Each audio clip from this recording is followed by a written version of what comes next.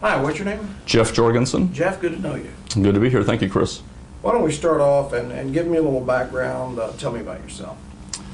Well, Chris, I guess there are many words that could describe me, but I guess two that stand out in my mind are flying and travel. I love to travel and I love flying. I've been to 51 countries outside the United States, and I've also been to each and every one of our 50 states across America.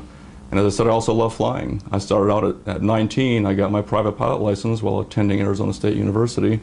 And I also competed for and was awarded an Air Force ROTC Navigator Scholarship, which set me off on my career in the Air Force.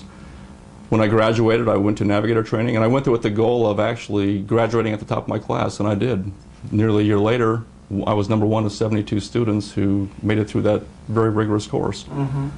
I also flew 4 different airplanes during my career, from the smallest, I like change, I flew the smallest C-130 cargo transport plane throughout the Philippines and Asia, and I finished my flying career as a navigator in special operations in the C-5, which is the largest aircraft in the Air Force inventory. Yeah, I think I saw the first flight of the C-5. Have you? From Lockheed. Oh. The first time it ever took off. It's a pretty impressive airplane. Huge airplane. It's a very big airplane, and it's interesting to fly that. Well, now, with that background, you must have been involved with teams and groups and subordinates and superiors. In terms of your leadership skills, how would you define those, or how would you describe those? I guess I prefer a team approach. I really like working with teams of people to get input. I lead by example. I prefer to have people come in and give me their ideas and their input, because I think you can get a synergy of, from all the different people that come in and give you those different examples to get answers to questions.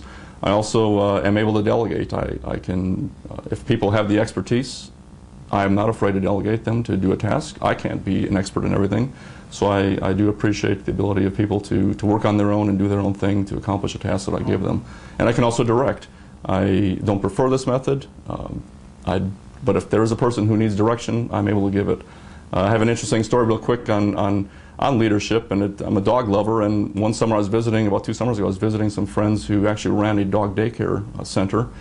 And they had these dogs in different areas, and I asked her about leadership, and she said, well, leadership, you watch these dogs, they're just like people. And sure enough, in one room she had dogs that were playing by themselves, needed no direction, so she delegated those dogs to that one room. She had another room that had dogs that were in a team situation where she was leading these dogs in this team environment, playing with them, and they all were acting together. And then she had the bad dogs that she had to put in the cage. She had 2 of those that would come in daily, and she'd slowly get them out and interact with other dogs on a slow basis and allow them to interact, and she had to direct those dogs. But it was interesting how dogs and human beings can be led the same.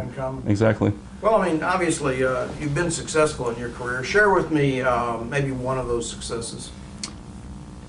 One that comes to mind is when I was the Chief of Special Operations in Dover, Delaware, flying the C-5s. I was also responsible for all the training that was going on, and we were getting behind in our training, so I was thinking about a way to improve that training, and I thought of an offsite, but it was really an offsite. We went to Australia. I ended up taking, I looked at what we needed to do, what opportunities were out there. I put together a plan, and I also presented it to my leadership, and they approved it. So I did some more research, coordinated the logistics, where were 300 people going to stay over there. I had to go over to Australia ahead of time and coordinate with the foreign leadership that was there in both the Army and the Air Force. Okay. And I got over there and took the team of, I said, 300 people, 11 airplanes, and lo and behold, 28 days later, we had not only accomplished 100% of my goal, but 120% of my training. And we also ended up saving the taxpayers millions of dollars because we did it in such a short time, even though it was halfway around the world. So. Could use a little bit of that today, a little Absolutely. save the taxpayers' money. You bet. Well, let me challenge you a little bit. Most of your experience has been around aviation. Okay, so if a company is looking at you as a candidate and they're not involved in aviation, why would you still encourage them to hire you?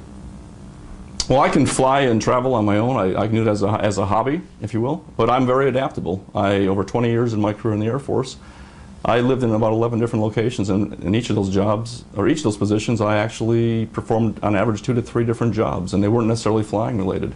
I said I'm very adaptable. I can move around and can learn. I easily pick up on things. I'm a quick learner. I'm patient. I was a university instructor at the Air Force Academy for 3 years, and I got the Instructor of the Year award there.